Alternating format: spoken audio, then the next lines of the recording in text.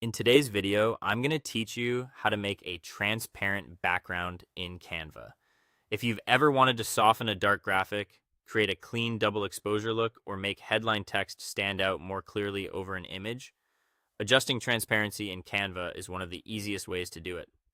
The good news is that you do not need any advanced editing software to make this happen. Canva includes a built-in transparency control that lets you fade images, text, shapes, and even videos with just a few clicks. I'll walk you through the process in a simple, clear way so you can apply it confidently in your own design. To begin, make sure you open an actual design workspace.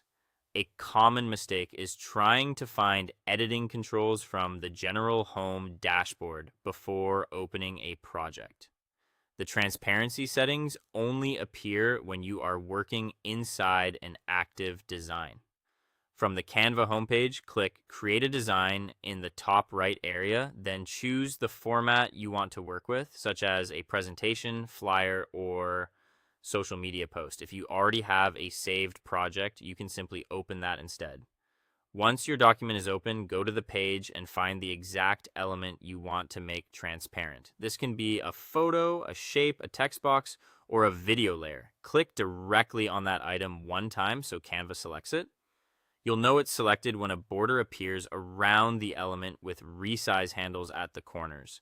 Now move your attention to the toolbar at the top of the editor. On the right side of that toolbar, look for the transparency icon. It usually appears as a small checkerboard style symbol, which represents fading or opacity controls. Click that icon once to open the transparency settings. A small panel will appear with a slider and a number value. By default, most elements are set to 100, which means they are fully visible. To make the element more transparent, click and drag the slider to the left. As you do this, you'll see the change happen live on your canvas, which makes it easy to fine-tune the look. If you want a more exact result, you can also click the number field and type in a specific value like 50 for a balanced semi-transparent effect. Finally, take a moment to review how your transparent element looks with the rest of the design. If you're using a faded shape behind text, check that the text is still clearly visible and layered above it. Once everything looks right, select that transparent element again and click the lock icon in the toolbar to keep it in place and protect your layout while you continue editing. That's it. Thanks for watching, and I'll see you in the next one.